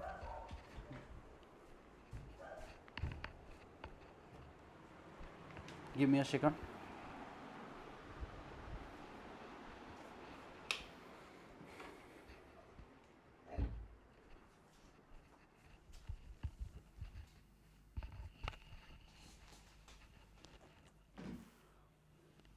आगे हम बात करेंगे प्रश्न क्रमांक 83 के बारे में। वर्तमान में भारत के गणराज्य का सर्वोच्च नागरिक सम्मान कौन सा है? तो भारत रत्न के बारे में आपको पता ही होगा। भारत में सबसे बड़ा सम्मान जिसकी शुरुआत 1954 में हुई थी। उसी दौरान हालांकि पद्मश्री, पद्म विभूषण, पद्म भूषण की भी शुरुआत हुई थी, लेकिन ये दूसरे सर्वोच्च सम्मान है, ये दूसरा है, सेकंड है। फिर पद्म भूषण तीसरा सर्वोच्च सम्मान है, पद्मश्री चौथा सर्वोच्च सम्मान है। अगर हम बात करें प्रश्न क्रमांक 84 के रिमोट सेंसिंग में किस प्रकार की तरंगों का उपयोग किया जाता है? तो इसका सही आंसर क्या होगा? विद्युत चुंबकीय जो तरंगे होती हैं उनका उपयोग किया जाता है, जिनमें गामा तरंगे, एक्सरे तरंगे के बारे में आपने सुना होगा, है ना। तो इन तरंगों का उपयोग किस में किया जाता है? रिमोट सेंसिंग में किया जाता है। प्रश्न क्रमांक 85, झूम क्या है? तो झूम आपको पता होना चाहिए कि एक लोकल जो जनजातियाँ होती हैं, खासतौर पर जो जंगल में रहती हैं, वो एक जगह स्लैश एंड बर्न टेक्निक अपनाती है, अर्थात पेड़ों को जलाती हैं, काटती हैं, वहाँ पे खेती करती हैं और फिर अगली बार अगले स्थान पर चले जाते हैं। तो इसको यहाँ पे झूम खेती यहाँ पे कहा जाता है। इस संबंध में यहाँ पे प्रश्न था। खासतौर पर अगर आप देखें तो जो भारत के पूर्वोत्तर क्षेत्र हैं यहाँ पे ज़्यादा प्रचलित होती हैं। अगर हम बात करें कुछ लोक नृत्य भी होती हैं, अलग अलग जो जातियाँ हैं, जैसे झूमर हरियाणा और राजस्थान में प्रसिद्ध है। इसके अलावा अगर हम बात करें कुछ वर्ष खेती के लिए उन्हें छोड़ दिया जाता है, वहाँ पे जहाँ पे हम बात कर रहे थे। झूम बेसिकली कोई जनजाति नहीं है, तो ये चीज़ आपको यहाँ पे याद रखना है। अगर ऐसा पूछा जाए कि एक जनजाति है तो ये गलत है। यहाँ पे नदी का नाम भी नहीं, लोक नृत्य भी नहीं है, क्या कृषि एक पद्धति है। प्रश्न क्रमांक 86, वह पदार्थ जिसमें मुक्त इलेक्ट्रॉन की संख्या अधिक होती है कम प्रतिरोध प्रदान करता है, उसे क्या कहा जाता है? कंडक्टर कहा जाता है। कंडक्टर के बारे में अगर बात करें तो इसमें इलेक्ट्रॉन की संख्या ज़्यादा होती है, जैसा कि आपको पता है। अब इसकी वजह से अगर आप देखें जो विद्युत प्रवाह होता है वह आसान होता है। वहीं इंसुलेटर के बारे में बात करें तो इसमें मुक्त इलेक्ट्रॉन नहीं होते। जैसे अगर आप बात करें लकड़ी है ना, या कांच के बारे में देखें तो इसमें मुक्त इलेक्ट्रॉन नहीं होते, इसलिए इसमें विद्युत प्रवाह जहाँ पे अगर आप देखेंगे अधिक नहीं होता। इसके अलावा सेमीकंडक्टर के बारे में बात करें तो इनमें चालकता सीमित होती है, जैसे सिलिकॉन वगैरह सेमीकंडक्टर है तो उसमें सीमित चालकता होती है। प्रकाश सबसे अधिक गति किस माध्यम में करता है? तो इसका सही आंसर क्या है? लाइट में अगर कोई रास्ते में कुछ ना हो तो वहाँ पे सबसे ज़्यादा करेगा तो निर्वात में करेगा, और साउंड की बात करें तो ठोस में करेगा। तो लाइट की जो स्पीड होती है अगर आप देखें 3 × 10⁸ मिली सेकंड होती है, तो ये सबसे ज़्यादा निर्वात, अगर कोई अवरोध ना हो तो हम सबसे ज़्यादा तेज़ से गति करेगा। इसके अलावा निम्नलिखित में से किस जीव को मिट्टी का हलवाहा कहा जाता है? तो केचुए को मिट्टी का हलवाहा कहा जाता है। ये क्या करता है? जमीन को उलट पलट कर उपजाऊ बनाता है, किसान का मित्र इसे बेसिकली माना जाता है। प्रश्न क्रमांक 89, स्कर्वी रोग किस कमी से होता है? तो विटामिन सी की कमी से यहाँ पे स्कर्वी रोग होता है, विटामिन सी की कमी से। ए की कमी से यहाँ पे रतौंधी रोग होता है। विटामिन डी की कमी से यहाँ पर रिकेट्स रोग होता है, जो हड्डियाँ कमजोर होने की वजह से होता है। विटामिन B12 की कमी से यहाँ पे एनीमिया रोग होता है, एनीमिया, हीमोग्लोबिन कमी, यहाँ पे एनीमिया रोग होता है। विटामिन सी में अगर आप बात करें तो जो स्कर्वी रोग होता है तो उसमें मसूड़ों में खून आना, ये सारी समस्याएं यहाँ पे देखी जाती हैं। प्रश्न क्रमांक 90, कृत्रिम गर्भाधान के लिए पशुओं के वीर्य को किसमें संग्रहित किया जाता है? तो तरल जो नाइट्रोजन होता है उसमें पशुओं के वीर्य को संग्रहित किया जाता है, और लगभग ऐसा माना जाता है कि -78 डिग्री सेल्सियस के आसपास में इसको यहाँ पे क्या किया जाता है? रखा जाता है। अगर हम बात करें -196 डिग्री के आसपास अगर हम बात करें तो इसे शुक्राणुओं को सक्रिय रखता है। ये तो इसलिए हम अब देखेंगे तो भविष्य में कभी काम आए, इस संदर्भ में क्या किया जाता है? इसको यहाँ पे रखा जाता है। इसके अलावा तरल अमोनिया नहीं रखा जा सकता क्योंकि ये तो जाहिर सी बात है जहरीली होती है। सेल्यूलोज किस रासायनिक समूह से संबंधित है, तो इसका सही आंसर क्या होगा, सेल्यूलोज कार्बोहाइड्रेट संबंधित है, इसका सही आंसर होगा ए।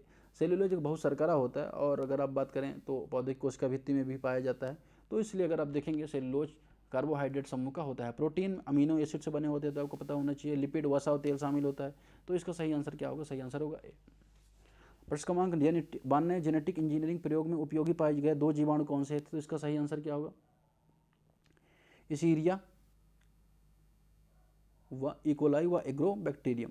तो ये क्या है, प्रयोग में पाए गए 2 जीवाणु यहाँ पे उपयोगी पाए गए हैं, इकोलाई और एग्रोबैक्टीरियम। अगर हम बात करें अन्य की, तो अन्य जो नाइट्रोबैक्टीरिया नाइट्रोजन वगैरह चक्र के लिए इंपॉर्टेंट होता है, राइजोबियम नाइट्रोजन चक्र के लिए इंपॉर्टेंट हो जाता है, जो मिट्टी में आवश्यक होता है। इकोलाई में बेसिकली देखा तो डीएनए क्लोनिंग के लिए और पौधों में जीन डालने के लिए उपयोगी यहाँ पे है, तो इसलिए इसका सही आंसर क्या होगा, बी। प्रश्न क्रमांक 93, 2 जैविक समुदायों के बीच संक्रमण क्षेत्र को क्या कहा जाता है, तो इसको इकोटोन कहा जाता है। इकोटोन बेसिकली 2 तरह का संक्रमण क्षेत्र होता है, जैसे मान चलिए ये स्थल है ना, ये यहाँ पे जल है, तो यहाँ पे इकोटोन माना जाएगा। तो यहाँ पे जल की भी जो जीव जंतु रह लेते हैं, थल के भी रह लेते हैं, उभयचर जीव जंतु यहाँ पे ज़्यादा पाए जाते हैं। इकोसिस्टम तो आपको पता है कि पूरे पारिस्थितिकी तंत्र को इकोसिस्टम कहा जाता है। वहीं इकैड की बात करें तो पर्यावरण पारिस्थितिकी तंत्र में उत्पन्न जो अलग अलग चीज़ें होते हैं, इको बैरियर जो पर्यावरण की बाधा होती है, इसको इको बैरियर बोला जाएगा, तो इसका सही आंसर होगा बी। 94, यदि कोई भी एक इनपुट हाई या 1 हो, आउटपुट भी हाई या 1 हो, तो ये किस प्रकार का गेट कहलाएगा, तो ये इसका सही आंसर क्या हो, OR गेट कहलाएगा। OR गेट कोई भी इनपुट हाई होने पर आउटपुट हाई होता है। इसके अलावा अगर हम देखें ND गेट के बारे में बात करें, ND बेसिकली क्या है कि दोनों इनपुट हाई होने पर आउटपुट हाई होता है इसमें। और नॉट गेट में तो आप जानोगे कि नॉट गेट में यह इनपुट का उल्टा आउटपुट होता है, तो इसका सही आंसर क्या होगा, OR गेट सही आंसर होगा। इसके बारे में अगले प्रश्न के बारे में बात करें, प्रश्न क्रमांक 95, 94 के बाद 95 यहाँ पे थोड़ा सा, हाँ ठीक है। अगर हम बात करें प्रश्न क्रमांक 95 था, पृथ्वी दिवस कब मनाया जाता है, यहाँ पे पृथ्वी दिवस यहाँ पे कब मनाया जाता है ना, तो इसका सही आंसर क्या होगा, सही आंसर होगा 22 अप्रैल। प्रश्न क्रमांक 96, OSI संदर्भ मॉडल किस परत का IP एड्रेस का उपयोग होता है, तो इसका सही आंसर होगा नेटवर्क लेयर। इसके अलावा अगर हम बात करें अगला प्रश्न, कंप्यूटर सिस्टम में निम्नलिखित में से कौन सी प्राथमिक मेमोरी होती है, तो रैम होती है प्राथमिक मेमोरी। इसके संबंध में आप यहाँ पे जान सकते हो, तो प्राथमिक मेमोरी कौन सी होती है, रैम। CPU में कंट्रोल पेन ड्राइव आपको पता होना चाहिए कि आउटपुट मेमोरी आउटपुट डिवाइस होता है। इसके अलावा हार्ड डिस्क भी आउटपुट डिवाइस होता है। रैम इंटरनल मेमोरी होती है। रैम भी अगर आप देखिए ERAM PRAM के बारे में बात अलग अलग होती है। फिर रोम के बारे में आपने सुना होगा, read only memory, EROM erasable read only memory, programmable read only memory, और EEPROM भी होता है तीसरा type, erasable programmable read only memory. CPU control unit का क्या कार्य होता है, तो प्रोग्राम के दिशा निर्देश को कोड करना यहाँ पे क्या हो रहा है, क्या कार्य होता है कि इसका CPU के कंट्रोल यूनिट का एक तरह से दिमाग होता है किसी कंप्यूटर का। फिर प्रश्न क्रमांक 99 बात कर रहा है कि जो उत्तराखंड में मैती आंदोलन की शुरुआत किसने की थी, तो इसका सही आंसर क्या हो, कल्याण सिंह रावत ने। अगर हम बात करें तो उत्तराखंड में मैती जो ये था इसकी शुरुआत इन्होंने की थी। इसके अलावा प्रश्न क्रमांक 100 की बात करें तो उत्तराखंड में किस स्थान पर भारत मौसम विज्ञान विभाग डॉपलर वेदर रडार यहाँ पे स्थित है, तो मुक्तेश्वर में। अगर आप देखिए इसका सही आंसर क्या हो, मुक्तेश्वर में डॉपलर वेदर रडार स्थित है। भारत में फॉरेस्ट रिसर्च इंस्टीट्यूट की स्थापना किस वर्ष हुई थी, तो इसका सही आंसर क्या होगा, 1906 में भारत में जो ये रिसर्च इंस्टीट्यूट है इसकी स्थापना हुई थी। इसके अलावा प्रश्न क्रमांक 102, केदारनाथ वन्य जीव अभ्यारण्य की स्थापना किस जीव के संरक्षण के लिए की गई थी, तो हिमालय जो कस्तूरी मृग उसके लिए यहाँ पे केदारनाथ वन्य जीव अभ्यारण्य केवल ब्याज भुगतान के बराबर है ना, तो इसका सही आंसर क्या होगा, सही आंसर होगा C। आगे हम बात करते हैं प्राथमिक घाटा। अगर बात करें प्राथमिक घाटा क्या होता है, राजकोषीय घाटा जो होता है हमारा है ना, राजकोषीय घाटे में अगर आप देखें ब्याज भुगतान को घटा दिया जाए तो हमारा प्राथमिक घाटा हो जाता है। तो इस संदर्भ में इसका सही आंसर क्या होगा, C। वर्ष 2020-21 में उत्तराखंड में किस बैंक की शाखाओं की संख्या सबसे कम है, तो जो जिला सहकारी बैंक है उनकी शाखा यहाँ पर उत्तराखंड में सबसे कम है। इसके अलावा प्रश्न क्रमांक 78, अनुवांशिकी के जनक के रूप में किससे जाना जाता है, तो इसका सही आंसर क्या होगा, सही आंसर होगा इसका जोहान ग्रेगर मेंडल। इनको अनुवांशिकी का जनक यहाँ पे जाना जाता है, इसको जोहान ग्रेगर मेंडल। अगर हम बात करें हरगोविंद खुराना को, तो अनुवांशिक कोड के अध्ययन के लिए इनको हरगोविंद खुराना जी को क्या मिला था, कोड के अध्ययन के लिए खुराना जी को नोबेल पुरस्कार मिला था। क्या मिला था, नोबेल पुरस्कार मिला था। इसके अलावा अगर हम बात करें तो जोहान ग्रेगर मेंडल उन्होंने मटर के पौधे पर अनुवांशिकी खोज की, तो इंपॉर्टेंट है क्योंकि अभी एक रिसर्च बेस पे सामने आई थी। 79 रामसर स्थल किसे कहा जाता है, तो ऐसी आर्द्रभूमि जो अंतर्राष्ट्रीय महत्व की है उन्हें रामसर स्थल कहा जाता है। इसके बाद 1971 में एक समिट हुआ था रामसर, कहाँ पे, रामसर ईरान में यहाँ पे समिट हुआ था। उसके बाद यहाँ पे ऐसे पिटलैंड एरिया जो खासतौर पे जो क्रिटिकल जोन में आते हैं और ख़ासतौर पे जो हमारी बायोडाइवर्सिटी के लिए ज़रूरी हैं, कहीं ना कहीं जो कार्बन को ऑब्जर्व करते हैं, सोखते हैं, उस संबंध में कुछ ऐसे स्थलों को आर्द्रभूमि यहाँ पे कहा जाता है। तो उनके संबंध में कुछ नेशनल इंपॉर्टेंस की आर्द्रभूमियाँ हैं, उसके बारे में यहाँ पे माना जाता है। और ऐसा देखा जाता है कि बहुत सारी जो आर्द्रभूमियाँ हैं उनको यहाँ पे शामिल किया जाता है, किसमें रामसर में, तो उन्हें विशेष संरक्षण का प्रयास यहाँ पे किया जाता है। प्रश्न क्रमांक 80, वर्ष 2021 में रसायन विज्ञान का नोबेल पुरस्कार किसने जीता? तो पुराना क्वेश्चन हो गया है, लेकिन नहीं आएगा, बेंजामिन लिस्ट और डेविड मैकमिलन ने। फिर 2021 में जो ग्लासगो सम्मेलन हुआ था, कहाँ पे? ग्लासगो हुआ था, लेकिन अभी अगर आप देखें 2024 में कहाँ हुआ? तो बाकू में, अजरबैजान का जो बाकू है उसमें UNFCCC का अगर आप देखें यहाँ पे समिट हुआ है। UNFCCC के बारे में बात करें, 1992 में रियो अर्थ समिट हुआ था। रियो अर्थ समिट में तीन बेसिकली कन्वेंशन निकल के आए थे, UNFCCC, UNCBD और UNCCD। तो CBD जो था बायोडाइवर्सिटी के लिए था, CCD था डिजर्टिफिकेशन के लिए, और UNFCCC यहाँ पे क्लाइमेट चेंज के लिए था। इसमें दो प्रोटोकॉल भी इंपॉर्टेंट हो जाते हैं, जैसे एक क्योटो प्रोटोकॉल है, दूसरा यहाँ पे पेरिस क्लाइमेट चेंज है, ये दोनों यहाँ पे इंपॉर्टेंट हो जाते हैं। इसके बाद CBD में आपको पता है नगोया प्रोटोकॉल, कार्टाजेना प्रोटोकॉल है, तो आपको पता है, आपने शायद देखा हो, पढ़ा हो। प्रश्न क्रमांक 82, WWF world wild life fund for nature के लोगों में किस प्राणी का चित्र यहाँ पे पाया जाता है? तो इसमें सही आंसर क्या होगा? सही आंसर होगा इसका बी। अगर हम देखें विशाल पांडा का यहाँ पे पाया जाता है। इसके बाद आगे हम बात करते हैं,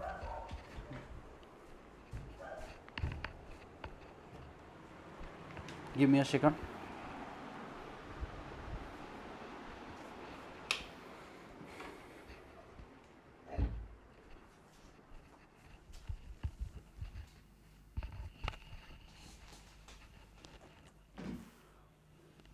आगे हम बात करेंगे प्रश्न क्रमांक 83 के बारे में।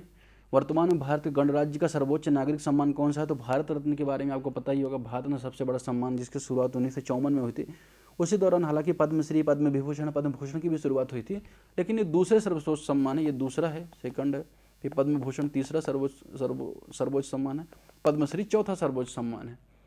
अगर हम बात करें प्रश्न क्रमांक 84 के रिमोट सेंसिंग में किस प्रकार के तरंगों का उपयोग किया जाता है? तो इसका सही आंसर क्या होगा? विद्युत चुंबकीय जो तरंगे होती हैं उनका उपयोग किया जाता है, जिनमें गामा तरंगे, एक्सरे तरंगे के बारे में आपने सुना होगा, है ना। तो इन तरंगों का उपयोग किस में किया जाता है? रिमोट सेंसिंग में किया जाता है। प्रश्न क्रमांक 85 झूम क्या है? तो झूम आपको पता होना चाहिए कि एक लोकल जो जनजातियाँ होती हैं, खासतौर पर जो जंगल में रहती हैं, वो एक जगह स्लैश एंड बर्न टेक्निक अपनाती है, अर्थात पेड़ों को जलाती हैं, काटती हैं, वहाँ पर खेती करती हैं और फिर अगली बार अगले स्थान पर चले जाते हैं। तो इसको यहाँ पे झूम खेती यहाँ पे कहा जाता है। इस संबंध में यहाँ पे प्रश्न था। खासतौर पे अगर आप देखें तो जो भारत के पूर्वोत्तर क्षेत्र हैं यहाँ पे ज़्यादा प्रचलित होती हैं। अगर हम बात करें कुछ लोक नृत्य भी होती हैं, अलग अलग जो जातियाँ हैं, जैसे झूमर हरियाणा और राजस्थान में प्रसिद्ध है।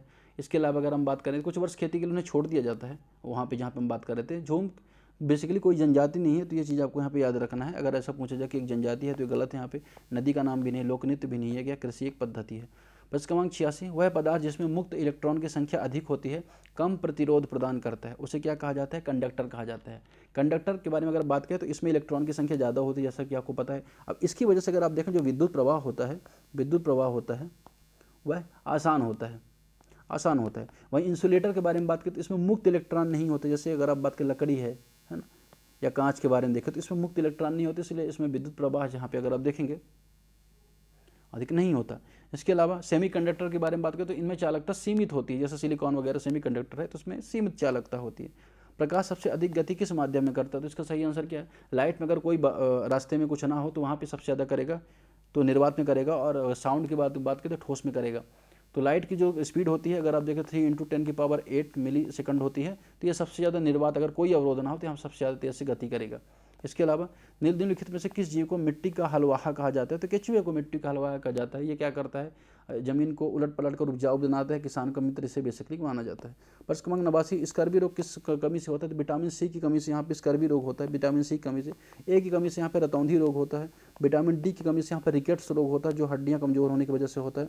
विटामिन B12 की कमी से यहाँ पे एनीमिया रोग होता है, एनीमिया, हीमोग्लोबिन कमी, यहाँ पे एनीमिया रोग होता है। विटामिन सी में अगर आप बात करें तो जो स्कर्वी रोग होता है तो उसमें मसूड़ों में खून आना, ये सारी समस्या यहाँ पे देखी जाती हैं। प्रश्न क्रमांक 90 कृत्रिम गर्भाधान के लिए पशुओं के वीर्य को किसमें संग्रहित किया जाता है? तो तरल जो नाइट्रोजन होता है उसमें पशुओं के वीर्य को संग्रहित किया जाता है, और लगभग ऐसा माना जाता है कि -78 डिग्री सेल्सियस के आसपास में इसको यहाँ पे क्या किया जाता है? रखा जाता है। अगर हम बात करें -196 डिग्री के आसपास अगर हम बात करें तो इसे शुक्राणुओं को सक्रिय रखता है। ये तो इसलिए हम अब देखेंगे तो भविष्य में कभी काम आए, इस संदर्भ में क्या किया जाता है? इसको यहाँ पे रखा जाता है। इसके अलावा तरल अमोनिया नहीं रखा जा सकता क्योंकि ये तो जाहिर सी बात है जहरीली होती है। सेल्यूलोज किस रासायनिक समूह से संबंधित है, तो इसका सही आंसर क्या होगा, सेल्यूलोज कार्बोहाइड्रेट संबंधित है, इसका सही आंसर होगा ए। सेल्यूलोज एक बहुत सरकरा होता है और अगर आप बात करें तो पौधे कोशिका भित्ति में भी पाया जाता है, तो इसलिए अगर आप देखेंगे सेल्यूलोज कार्बोहाइड्रेट समूह का होता है। प्रोटीन अमीनो एसिड से बने होते हैं तो आपको पता होना चाहिए। लिपिड वसा और तेल शामिल होता है, तो इसका सही आंसर क्या होगा, सही आंसर होगा ए। प्रश्न क्रमांक 92, जेनेटिक इंजीनियरिंग प्रयोग में उपयोगी पाए गए 2 जीवाणु कौन से थे, तो इसका सही आंसर क्या होगा, इसीरिया व इकोलाई व एग्रोबैक्टीरियम। तो ये क्या है, प्रयोग में पाए गए 2 जीवाणु यहाँ पे उपयोगी पाए गए हैं, इकोलाई और एग्रोबैक्टीरियम। अगर हम बात करें अन्य की, तो अन्य जो नाइट्रोबैक्टीरिया नाइट्रोजन वगैरह चक्र के लिए इंपॉर्टेंट होता है, राइजोबियम नाइट्रोजन चक्र के लिए इंपॉर्टेंट हो जाता है, जो मिट्टी में आवश्यक होता है। इकोलाई में बेसिकली देखा तो डीएनए क्लोनिंग के लिए और पौधों में जीन डालने के लिए उपयोगी यहाँ पे है, तो इसलिए इसका सही आंसर क्या होगा, बी। प्रश्न क्रमांक 93, 2 जैविक समुदायों के बीच संक्रमण क्षेत्र को क्या कहा जाता है, तो इसको इकोटोन कहा जाता है। इकोटोन बेसिकली 2 तरह का संक्रमण क्षेत्र होता है, जैसे मान चलिए ये स्थल है ना, ये यहाँ पे जल है, तो यहाँ पे इकोटोन माना जाएगा। तो यहाँ पे जल की भी जो जीव जंतु रह लेते हैं, थल के भी रह लेते हैं, उभयचर जीव जंतु यहाँ पे ज़्यादा पाए जाते हैं। इकोसिस्टम तो आपको पता है कि पूरे पारिस्थितिकी तंत्र को इकोसिस्टम कहा जाता है। वहीं इकैड की बात करें तो पर्यावरण पारिस्थितिकी तंत्र में उत्पन्न जो अलग अलग चीज़ें होते हैं, इको बैरियर जो पर्यावरण की बाधा होती है, इसको इको बैरियर बोला जाएगा, तो इसका सही आंसर होगा बी। 94, यदि कोई भी एक इनपुट हाई या एक हो, आउटपुट भी हाई या एक हो, तो ये किस प्रकार का गेट कहलाएगा, तो ये इसका सही आंसर क्या, ओ आर गेट कहलाएगा। ओ आर गेट कोई भी इनपुट हाई होने पर आउटपुट हाई होता है। इसके अलावा अगर हम देखें एन डी गेट के बारे में बात करें, एन डी बेसिकली क्या है कि दोनों इनपुट हाई होने पर आउटपुट हाई होता है इसमें। और नॉट गेट में तो आप जानोगे कि नॉट गेट में यह इनपुट का उल्टा आउटपुट होता है, तो इसका सही आंसर क्या होगा, ओ आर गेट सही आंसर होगा। इसके बारे में अगले प्रश्न के बारे में बात करें, प्रश्न क्रमांक 95, 94 के बाद 95 यहाँ पे थोड़ा सा, हाँ ठीक है। अगर हम बात करें प्रश्न क्रमांक 95 था, पृथ्वी दिवस कब मनाया जाता है, यहाँ पे पृथ्वी दिवस यहाँ पे कब मनाया जाता है ना, तो इसका सही आंसर क्या होगा, सही आंसर होगा 22 अप्रैल। प्रश्न क्रमांक 96, ओएसआई संदर्भ मॉडल किस परत का आईपी एड्रेस का उपयोग होता है, तो इसका सही आंसर होगा नेटवर्क लेयर। इसके अलावा अगर हम बात करें अगला प्रश्न, कंप्यूटर सिस्टम में निम्नलिखित में से कौन सी प्राथमिक मेमोरी होती है, तो रैम होती है प्राथमिक मेमोरी। इसके संबंध में आप यहाँ पे जान सकते हो, तो प्राथमिक मेमोरी कौन सी होती है, रैम। सीपीयू में कंट्रोल पेन ड्राइव आपको पता होना चाहिए कि आउटपुट मेमोरी आउटपुट डिवाइस होता है। इसके अलावा हार्ड डिस्क भी आउटपुट डिवाइस होता है। रैम इंटरनल मेमोरी होती है। रैम भी अगर आप देखिए ई रैम पी रैम के बारे में बात अलग अलग होती है। फिर रोम के बारे में आपने सुना होगा, read only memory, E ROM erasable read only memory, programmable read only memory, और ईईपी रोम भी होता है तीसरा type, erasable programmable read only memory. CPU control unit का क्या कार्य होता है, तो प्रोग्राम के दिशा निर्देश को कोड करना यहाँ पे क्या हो रहा है, क्या कार्य होता है कि इसका सीपीयू के कंट्रोल यूनिट का एक तरह से दिमाग होता है किसी कंप्यूटर का। फिर प्रश्न क्रमांक 99 बात कर रहा है कि जो उत्तराखंड में मैती आंदोलन की शुरुआत किसने की थी, तो इसका सही आंसर क्या हो, कल्याण सिंह रावत ने। अगर हम बात करें तो उत्तराखंड में मैती जो ये था इसकी शुरुआत इन्होंने की थी। इसके अलावा प्रश्न क्रमांक 100 की बात करें तो उत्तराखंड में किस स्थान पर भारत मौसम विज्ञान विभाग डॉपलर वेदर रडार यहाँ पे स्थित है, तो मुक्तेश्वर में। अगर आप देखिए इसका सही आंसर क्या हो, मुक्तेश्वर में डॉपलर वेदर रडार स्थित है। भारत में फॉरेस्ट रिसर्च इंस्टीट्यूट की स्थापना किस वर्ष हुई थी, तो इसका सही आंसर क्या होगा, 1906 में भारत में जो ये रिसर्च इंस्टीट्यूट इसकी स्थापना हुई थी। इसके अलावा प्रश्न क्रमांक 102, केदारनाथ वन्य जीव अभ्यारण्य की स्थापना किस जीव के संरक्षण के लिए की गई थी, तो हिमालय जो कस्तूरी मृग उसके लिए यहाँ पे केदारनाथ वन्य जीव अभ्यारण्य। प्रश्न क्रमांक 103, निम्नलिखित में से कौन सा उत्तराखंड राज्य का वृक्ष है, तो इसका सही आंसर क्या होगा, बुरांश के बारे में अगर हम आपको बात करें तो बुरांश क्या है, इसका राज्य का वृक्ष है। और पुष्प की बात करें ब्रह्म कमल राजकीय पुष्प है यहाँ पर। 104, निम्नलिखित में से किसे 2011 में नोबेल का शांति पुरस्कार यहाँ पे मिला था, तो इसका सही आंसर है मारिया रेसा और दिमित्री मुरादेव को यहाँ पे इसका मिला था। और ये दोनों पत्रकारों ने जो फ्रीडम ऑफ स्पीच है उसके लिए इनको यहाँ पे मिला हुआ था इन्हें ये पुरस्कार। इसके अलावा अगर हम बात करें अन्य जो एक संगठन है WFP वर्ल्ड फूड प्रोग्राम है, आपको पता होना चाहिए, उसको भी अगर आप बात करें 2020 में नोबेल पुरस्कार मिला था। तो एक मात्र संगठन था 2020 के बाद जिसे नोबेल पुरस्कार मिला है, बाकी सब पर्सन को मिलता है ज़्यादातर। 105 पर्सनालिटीज़ को माउंट अन्नपूर्णा पर चढ़ाई करने वाली पहली भारतीय महिला कौन सी है, तो प्रियंका मोहिते ये माउंट अन्नपूर्णम पर चढ़ाई करने वाली पहला महिला है। अगर हम बात करें जो अर्णमा सिन्हा है, ये एवरेस्ट पर चढ़ने वाली पहली विकलांग महिला है। वहीं शिवांगी पाठक के बारे में आपको पता होना चाहिए कि शिवांगी पाठक सबसे कम उम्र की एवरेस्ट पर चढ़ने वाली महिला है। अनीता देवी कोई विशेष इन्होंने बेसिकली अगर आप देखें तो इनका संबंध इससे नहीं है यहाँ पर।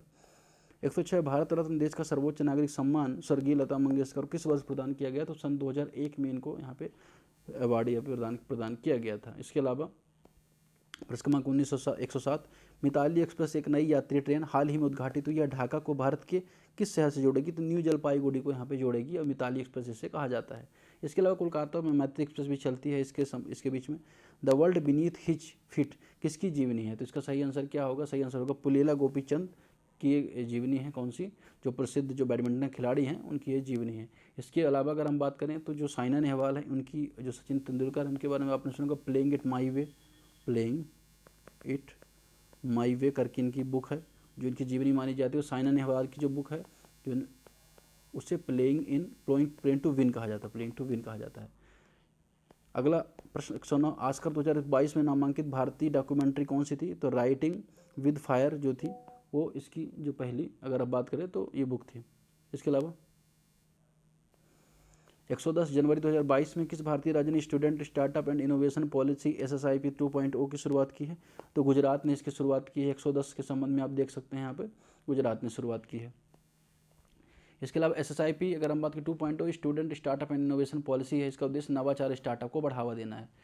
प्रश्न क्रमांक 111 उत्तर पूर्वी सीमांत रेलवे द्वारा जंगली हाथियों को रेलवे पटरियों से दूर रखने के लिए अपनाई गई अनूठी रणनीति का नाम क्या है? तो इसका सही आंसर होगा प्लान बी इसका नाम है।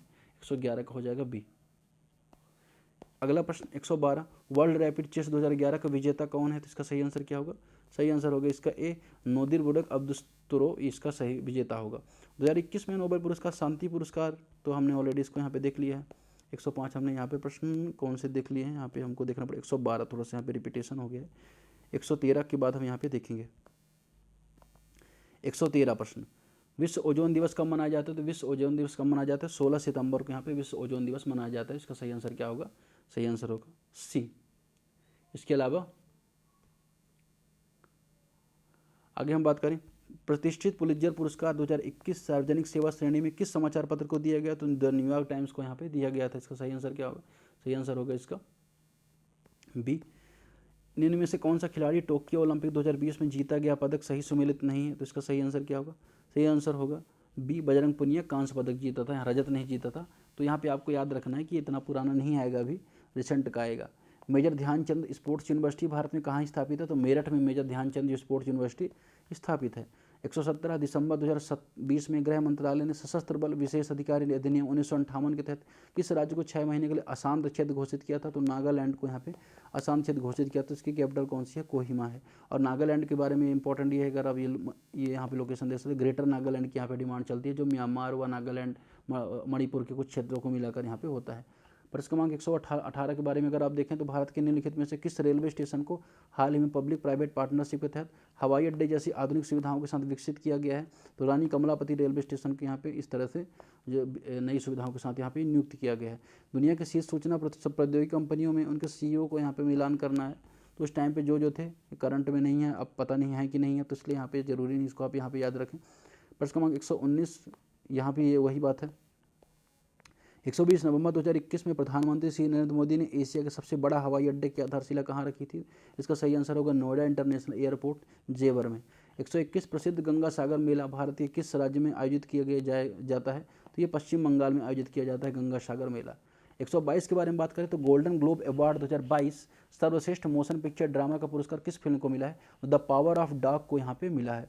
इसके अलावा निम्नलिखित में से इसका सुमेलित कीजिए। तो इसका सही आंसर भरतनाट्यम के बारे में देखें तो ये कहाँ होगा? तमिलनाडु। कथक के बारे में देखें तो ये कथक वैसे उत्तर प्रदेश में होता है। मोहिनीअट्टम तमिलनाडु। कुचिपुड़ी तो सॉरी कुचिपुड़ी अब यहाँ पे कुचिपुड़ी हो जाएगा, आंध्र प्रदेश हो जाएगा। भरतनाट्यम यहाँ पे केरला हो जाएगा। मोहिनीअट्टम तमिलनाडु। इसका सही आंसर यहाँ क्या हो जाएगा? सही आंसर यहाँ पे हो जाएगा 2 1 4 3। ऋग्वेद का सबसे बड़ा स्रोत किस वैदिक देवता को माना जाता है? इंद्र को माना जाता है। सबसे अधिक श्लोक भी यहाँ पे इंद्र के देखने को मिले हैं। आगे हम बात करें प्रश्न क्रमांक 125 जैन धर्म की पहली संगीति कहाँ हुई थी? वैशाली में हुई थी। ठीक है, जैन धर्म की पहली समिति। और अगर हम बात करें जो बौद्ध धर्म की पहली संगीत कहाँ हुई थी? वो राजगृह में हुई थी। राजगृह में गिरिब्रज राजगृह में हुई थी। 126 निम्नलिखित में से कौन सा नाटक हर्षवर्धन द्वारा लिखा गया? तो इसका सही आंसर होगा प्रियदर्शिका। यह हर्षवर्धन द्वारा लिखा गया है। नागानंदा प्रियदर्शिका रत्नावली हर्षवर्धन द्वारा लिखा गया है। हरचरित कादम्बरी बाणभट्ट द्वारा लिखे गए हैं। किसके द्वारा? बाणभट्ट द्वारा लिखे गए हैं। प्रश्न क्रमांक 127, रुद्रमा देवी काकतीय वंश की शासिका थी। इनके बारे में एक मूवी भी बनी है, इसलिए आपको पता होना चाहिए कि यहाँ काकतीय वंश की यहाँ पे शासिका थी। और एक विदेशी आती थी जिसने इनका वर्णन किया, मुझे नाम उसका नहीं एग्जैक्टली याद आ रहा है। ठीक है, याद आएगा तो बाद में बता देंगे। 128, लीलावती के लेखक भास्कर द्वितीय क्या थे? तो ये गणितज्ञ थे। लीलावती के लेखक जो भास्कर द्वितीय थे, गणितज्ञ थे। 129, वह धार्मिक ग्रंथ जिसमें कृषि कार्य के 8 विभिन्न चरणों का उल्लेख मिलता है, तो वह कौन सी ग्रंथ है? आर्य मंजूश्री मूलकंप है। मिलिंद पन्हो जिसका लेखक मीनांडर को बोला जाता है, मीनांडर नागसेन के बारे में जो संवाद हुआ था उसमें मिलिंद पन्हो में लिखा गया था।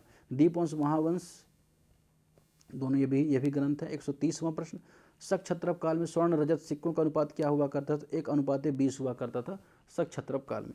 131, गधैया क्या था? तो एक सिक्का था गधैया, तो ये इंपॉर्टेंट है यहाँ पे। उदजिलियार किस वंश के संबंधित थे? चेर वंश संबंधित थे उदजिलियार वंश। सातवाहन वंश की स्थापना किसने की थी? सिमुक ने की थी। इसके अलावा और कोई वंश है यहाँ पे, उसके बारे में देख लें। हाँ, पांड्य वंश के वीर पांड्य सुंदर पांड्य ने पांड्य वंश की स्थापना की थी। चोल वंश की स्थापना किसने की थी? विजयालय ने। और विजयालय के अलावा अन्य जो प्रमुख शासक थे जैसे राजन चोल, राजराज चोल, राजन चोल जिन्होंने पूरा, अगर आप देखें बंगाली खाड़ी को जीत लिया था, इंडोनेशिया तक उनका कब्जा था, है ना। गंगईकोंड चोलपुरम नाम कर दिया था बांग्लादेश, जो बंगाल खाड़ी है उसका नाम बदल के। इसके अलावा गंगा के क्षेत्र को भी उन्होंने विजित किया था। 133, एलोरा के कैलाश मंदिर का निर्माण किस राष्ट्रकूट शासक ने करवाया? तो कृष्ण प्रथम ने एलोरा को जो राष्ट्रकूट मंदिर उसका निर्माण करवाया था। मौर्य काल में प्राणायाम किसे कहा जाता है? तो ये प्रेम विवाह को प्राणायाम मौर्य काल में कहा जाता था। निम्नलिखित में से किस राष्ट्रकूट शासक प्रतिहार शासक नागभट्ट द्वितीय को पराजित किया था? तो गोविंद तृतीय ने नागभट्ट तृतीय को पराजित किया था। इनके पीछे त्रिपक्षीय संघर्ष गुजर प्रतिहार राष्ट्रकूट और इनके बीच यहाँ पे चलता था, पाल प्रतिहार राष्ट्रकूटों के बीच में। तो गोविंद तृतीय ने यहाँ पर नागभट्ट द्वितीय को पराजित किया था। 1000 दिनारी किसे कहा जाता? तो मलिक काफूर को अगर आप देखेंगे, मलिक काफूर जिसको अलाउद्दीन खिलजी के दरबार में पेश किया गया था। अलाउद्दीन खिलजी के दरबार में से गुजरात से 1000 में लाया गया था और इसीलिए इसको 1000 दिनारी कहा जाता है, जिसने आगे चल के सेनापति की भी भूमिका यहाँ पे निभाई।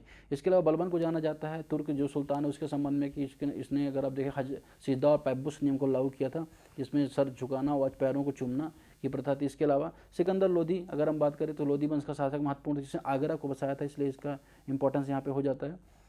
अगला प्रश्न यहाँ पे बात करता है किसके बारे में? 137, निम्नलिखित में से कौन सा इल्तुतमिश का प्रतिद्वंदी नहीं था? यल्दोज तो था ही, तो इसका सही आंसर क्या होगा?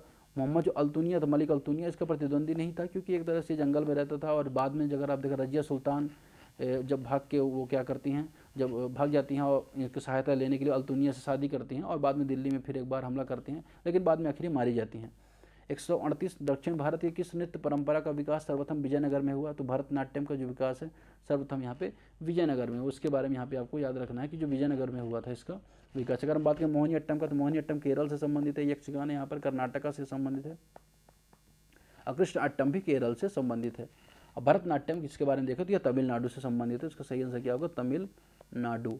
खजाइन उल फुतूक पुस्तक किसने लिखी थी? तो इसका सही आंसर क्या? अमीर खुसरो। अमीर खुसरो अलाउद्दीन के दरबार में रहते थे और लगभग 7 से 8 शासकों को उन्होंने समय देखा था, तो उन्होंने खजाइन उल फुतूक की पुस्तक लिखी थी। ताजुल मासिर का कोई बुक है, आप देखिएगा एक बार, ताजुल नासिर या ताजुल मासिर है, जिसको हसन निजामी ने लिखा था। और मिनहाज सिराज ने कौन सी पुस्तक लिखी थी? तबकात-ए नासिरी, आई थिंक, हाँ, तबकात-ए नासिरी, तबकात-ए नासिरी जो पुस्तक है किसने लिखी थी? यहाँ पे मिनहाजुस सिराज ने लिखी थी। प्रश्न क्रमांक 140, निम्नलिखित में से कौन नूरजहां मंडली का सदस्य नहीं था?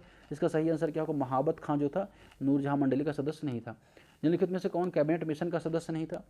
पैथिक लॉरेंस थे, एलेक्जेंडर स्टुअर्ट क्रिप्स थे, जॉन साइमन यहाँ पे नहीं थे, साइमन कमीशन के सदस्य थे। कौन? John Simon. और इसको अगर हम बात करें, जो साइमन कमीशन 1927 का है और जो कैबिनेट मिशन 1946 का है, तो आपको पता होगा भारत में वित्तीय विकेंद्रीकरण की शुरुआत किसने की थी? तो लॉर्ड मेयो ने भारत में वित्तीय विकेंद्रीकरण की शुरुआत की थी।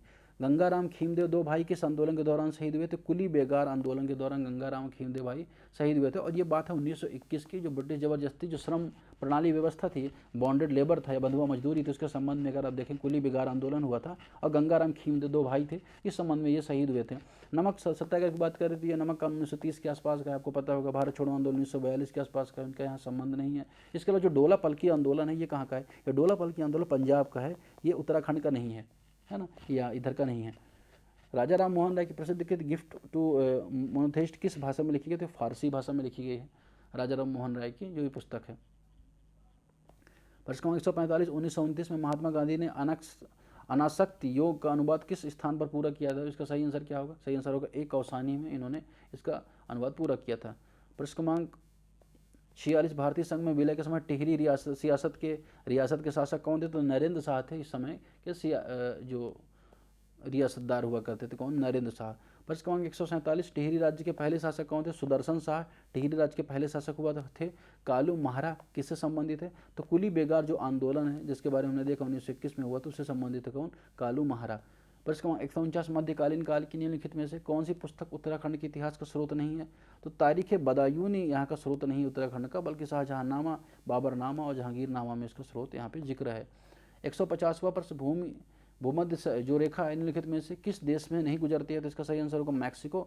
तो मैक्सिको में यहाँ भूमध्य रेखा नहीं गुजरती, इसके अलावा केन्या, इंडोनेशिया, ब्राजील से गुजरती है।